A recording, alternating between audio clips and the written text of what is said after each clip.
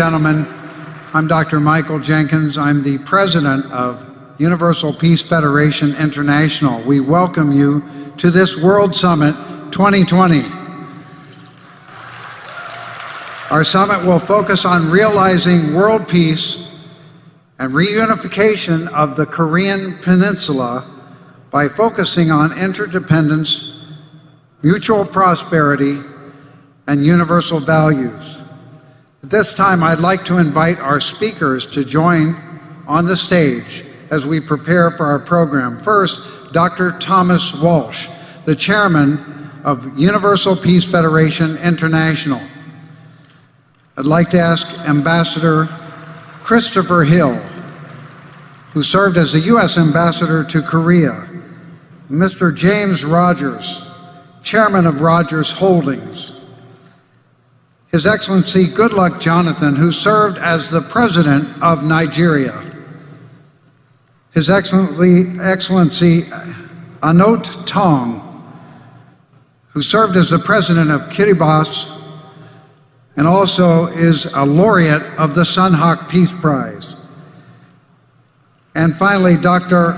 Mario Molino, a Nobel laureate. Let's welcome them as they come to the stage.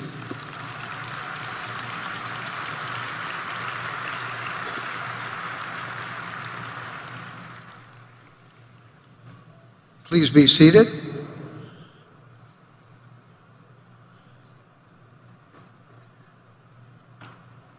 To begin our conference, we would like to invite Dr. Thomas Walsh, the chairman of the Universal Peace Federation International. UPF is the host of this World Summit 2020, and also this summit has run conferences in every continent. Today we have 5,000 delegates here from every continent and also from over 170 nations. So I'd like to ask Dr. Walsh to give us these opening remarks. Thank you.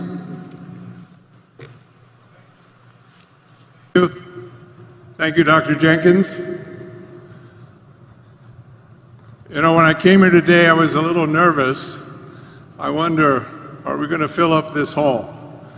And as I look out on this audience, it is completely packed. I see every chair filled.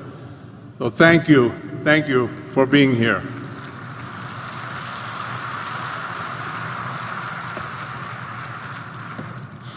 Distinguished leaders from more than 170 nations around the world, welcome to World Summit 2020. On behalf of Dr. Hak Jahan Moon, the Universal Peace Federation, and the members of the organizing committee of World Summit 2020, it is my distinct privilege to share a few words of welcome at the outset of this most significant, timely, and historic summit being convened here in Korea.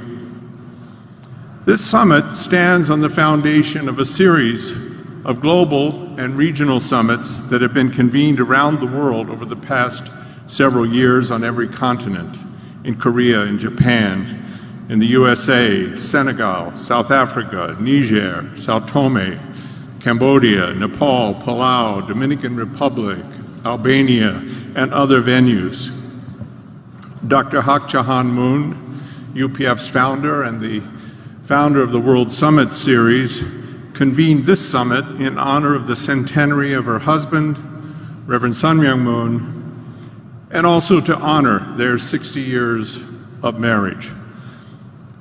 Dr. Hak Jahan Moon is really the heart and soul, the inspiration, and the standard bearer of this worldwide peace movement that is making dramatic, positive, and transformative impact for world peace all over the world. I applaud the amazing work of so many who have contributed to this great endeavor that we are part of today, including the Secretariat of Dr. Moon, the regional group chairs, the UPF regional chairs, and countless others. It has been a challenge, but a labor of love. And seeing all of you gathered here today is the greatest reward any of us could have hoped for. So thank you. Thank you. The Summit Series is not merely a set of conferences, but part of a coordinated, growing, and momentum-building peace movement that we know of as the Universal Peace Federation. One that brings a breath of fresh air, hope, opportunity, and innovation to a world that is often confused, troubled, and with a tragic breakdown of both values and institutions. Without Mother Moon's vision, leadership, and her absolute commitment, her love for God, her love for humanity, UPF's work would not be possible. As we saw in the video, Dr. Moon has designed an innovative organizational structure for the UPF that includes a family of associations that give voice and focus to several core sectors, 6 associations to be precise. One for current and former heads of state, as well as First Ladies, known as the International Summit Council for Peace. One for parliamentarians and government ministers, known as the International Association of Parliamentarians for Peace. One for religious leaders and faith-based organizations, known as the Interreligious Association for Peace and Development. One for academicians, known as the International Association of Academicians for Peace.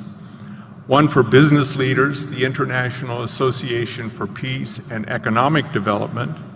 And one for media leaders, the International Media Association for Peace, and as mentioned, the International First Ladies Association for Peace. The structure of these associations is expressed in the very impressive program that has been prepared for this World Summit over the next few days. Peace can only be achieved if all sectors are engaged.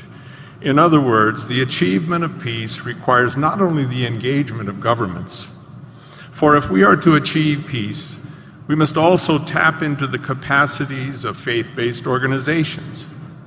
Those billions of believers around the world, Christian, Buddhist, Muslim, Hindu, Jewish, Sikh, Jain, who aspire to a world of lasting peace. Non-state actors are essential partners for peace. All sectors, all stakeholders working together with governments must be engaged fully, dialogically, comprehensively, and collaboratively in order for us to hope to achieve lasting peace. In this summit, we have identified 3 core values that constitute the foundation of peace: interdependence, mutual prosperity, and universal values. The ultimate goal is to establish a world of lasting peace, a universal peace for the whole human family, living in harmony and cooperation, or as we say, one family under God. So as we consider our theme for this summit over the next few days, let us engage one another with our full attention and commitment. This summit is a great and golden opportunity. We surely can, and I believe we will, come away from this meeting with not only inspiration, but a set of ideas and best practices that we can apply step by step as we move forward together toward peace and mutual prosperity for all.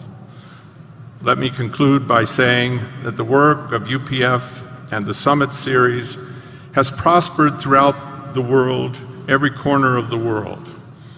It is not due merely to some administrative or marketing strategy, even though we try our best. At its core, UPF is guided and driven by a spiritual vision. This was the spiritual genius of Father Moon and carried forward by Dr. Hak Jahan Moon. Truly, Dr. Moon is a heavenly blessing to this world.